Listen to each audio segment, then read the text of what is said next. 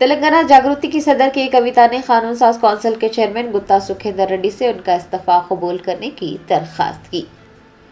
तेलंगाना जागृति की सदर के कविता आज कानून साज कौंसिल पहुंची। उन्होंने कहा कि तमाम पहलुओं पर गौर ख़ौस के बाद ही उन्होंने मुस्तफ़ी होने का फैसला किया है। उन्होंने कौंसिल के चेयरमैन जी सुखेंदर रेड्डी से एक मरतबा फिर दरख्वास्त की कि वो उनका इस्तीफा कबूल कर ले। बातचीत के दौरान तेलंगाना जागृति की सदर जज्बाती होकर रो पड़ी। उन्होंने कहा कि बीआरएस में मुतादिद मुश्किलात का सामना करना पड़ा था और सख्त पाबंदियों के दरमियान उन्होंने काम किया। ये कविता ने दावा किया कि रियासत के लिए इंसाफ की नीयत से काम किया गया था, मगर पानी, फंड्स और तकर्रुरियों के मामलात में बीआरएस ने रुकावटें खड़ी की। तेलंगाना जागृति की सदर ने कहा कि कांग्रेस पार्टी उनके मामले को असासों के तनाज़े के तौर पर पेश कर रही है, जो कि सरासर गलत है।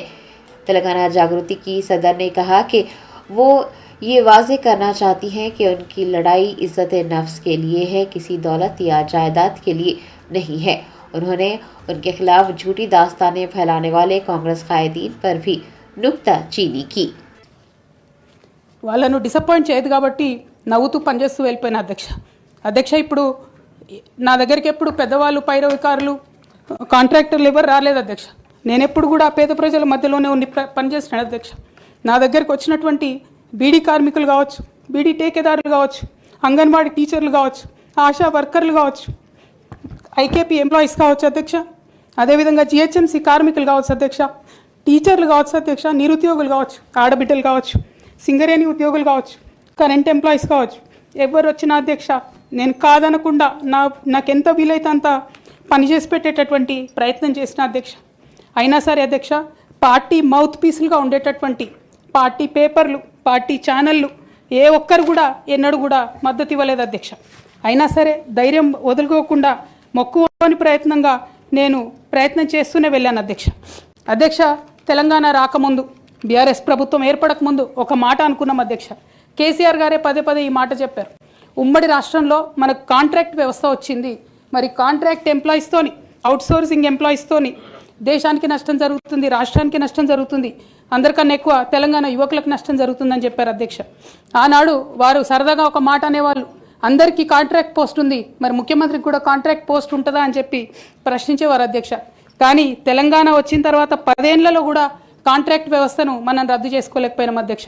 అది కాకుండా అవుట్సోర్సింగ్ ఎంప్లాయీస్, అవుట్సోర్సింగ్ వ్యవస్థను పెంచి పోసిపోయినాం అధ్యక్ష. బాధతో, చాలా ఆవేదనతో నేను ఈ మాటలు చెప్తా ఉన్నా అధ్యక్ష. తెలంగాణ సమాజానికి ఏదైతే ప్రశ్నించడం నేర్పించినటువంటి బీఆర్ఎస్ పార్టీ అధ్యక్ష, అంతర్గత వేదికలలో అనేక సందర్భాలలో నేను ప్రశ్నిస్తే అధ్యక్ష నా మీద కక్ష కట్టారు అధ్యక్ష. కేసీఆర్ గారు చుట్టూ ఉన్నటువంటి కొందరు వ్యక్తులు, తప్పక చెప్తున్నాను అధ్యక్ష ఈ మాట, ఎందుకంటే భారతదేశ రాజ్యాంగం ప్రకారం రాజకీయ పార్టీలు ఏవైనా కూడా ప్రజలకు ఒక దిక్సూచిగా నిలవాలి అధ్యక్ష, ప్రజలకు ఒక దారిదీపంగా నిలవాలి. పార్టీలోనే అంతర్గత ప్రజాస్వామ్యం లేకపోతే రాష్ట్రంలో ఎట్లా ప్రజాస్వామ్యం ఉంటుందనే విషయాన్ని కూడా మనందరం గమనించాలి. కాబట్టి ఈ మాట చెప్తా ఉన్నాను అధ్యక్ష. మరి కక్షగట్టి నన్ను ప్రశ్నించినందుకు పార్టీ నుండి బయటకు పంపించారని చెప్పక తప్పదు అధ్యక్ష. మొదటి సంవత్సరం నుంచే రాష్ట్ర స్థాయి నిర్ణయాలలో ఎక్కడ కూడా నా పాత్ర లేకుండా కట్టుబడి చేసినారు అధ్యక్ష.